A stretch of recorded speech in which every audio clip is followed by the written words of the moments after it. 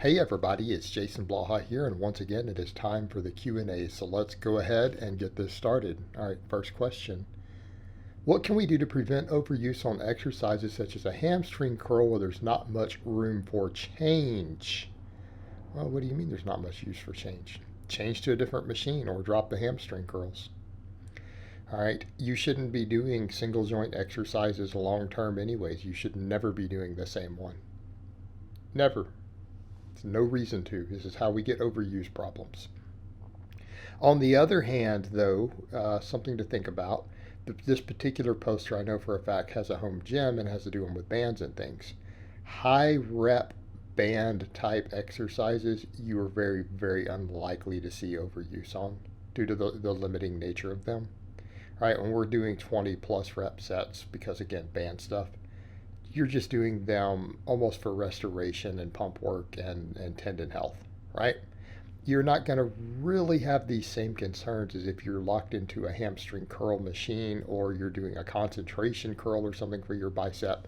Right? These small movements where you're locked in is a concern. This should be a big concern, and yeah, you need to rotate them. But you're like, well, I can't. Well, then you don't need to do hamstring curls year round. Like if that's your options because you just have a hamstring curl machine, well, you should never be doing a machine lift like that year round. A single joint exercise. You use them for short term weak point training and then you rotate it out. There are other hamstring exercises. How about a Romanian deadlift? How about a good morning? Okay? You don't have to do a hamstring curl. If you don't have access to a glute ham raise, you don't have to hit that angle year round. People get obsessed with that. They're like, oh, my hamstrings aren't going to be developed if I don't get this specific angle year round. Well, that's just simply not true. There's radiation effect. And even then, you guys have seen me do tons of glute ham raises, take months off from doing the glute ham raise and use other big movements and don't work that angle, come back and be just as strong, have lost nothing on the glute ham raise. So if you're worried about overuse, and you should be worried about overuse with small exercises, this is where we get most of it. All right, your big barbell movements cause less overuse. People don't understand this fact. Then do them for 3 weeks and take them out. That's it. Do hamstring curls for 3 weeks and remove it. And go do some Romanian deadlifts or something. All right, you're putting a small exercise in when you need specialized movement for a weak point, and you maybe have limited recovery to handle a bigger exercise in that slot. Okay, because otherwise we would never do single joint exercises. If recovery was unlimited, no one would ever bother with one. It would be stupid. And that's what people don't grasp. There is no muscle that requires a single joint exercise to maximally develop. We do it for recovery purposes because we have a lagging muscle somewhere. That's the only reason. All right, next question.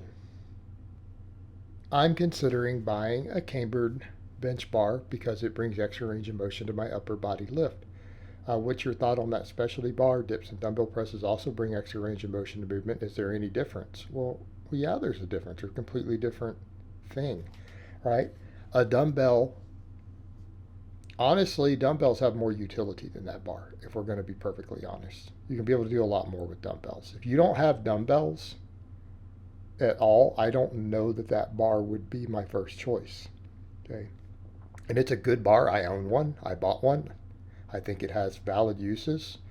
But as far as extra range of motion with that bar, if you're not a really big guy, it's not usable. And that's something that you need to consider with that bar. How big are you? Meaning, if you're a medium-sized lifter, like if you're not thick, basically if you're not thick and an advanced lifter, I would not bother with that bar because it's going to be too much range of motion. You're not going to be able to actually use it, right? Just use dumbbells. Because as far as trying to touch your chest or get close, I mean, if you're going to find that it really is only going to add an inch or two of range of motion. And the bar is just going to be drifting above, and you're going to be limited to pretty much really high reps with it. Just keep that in mind. Same thing when you go to row. If you're not a real thick guy, it's not really going to add any range of motion to your rowing unless you're trying to use it to do seal rows.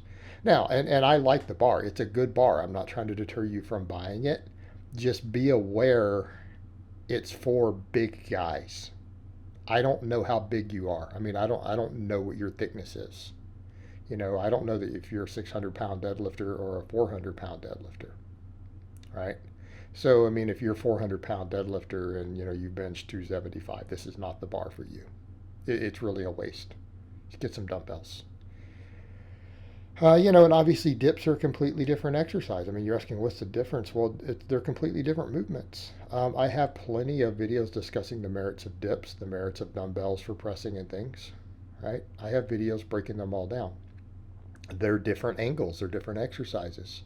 But if you're looking for just basic utility and you're not a real big guy who needs that cambered bar, dumbbells would be a wiser investment of your money. I have both. I can tell you which ones I've used more. It's the dumbbells. All right, next question.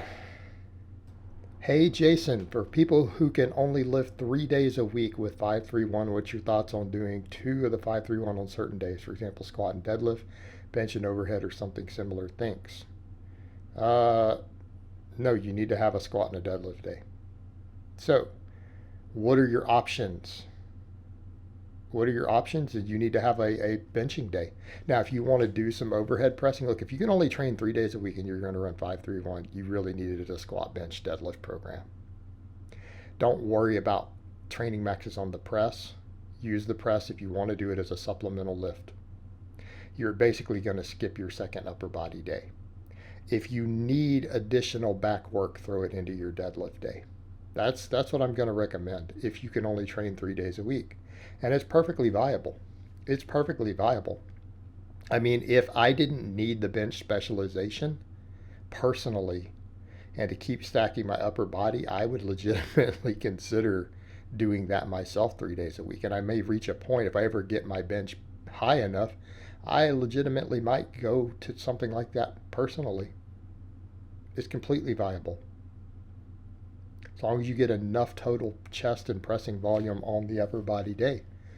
But I'm going to assume that if you're someone who's more balanced and you've already got a proportionate upper body, like your benching and stuff isn't way behind and you only have 3 days a week, I would do a bench day instead of doing any overhead. And then that way you have a squat day, a bench day, and a deadlift day. You can do your overhead pressing as assistance on the bench day. And again, if you're lacking extra upper back work and stuff, throw it in on your deadlift day, your rows and things. Very simple solution. All right, guys, but that's really all I have to say on that today. I hope it's been informative, and I will talk to you guys next time in part 2.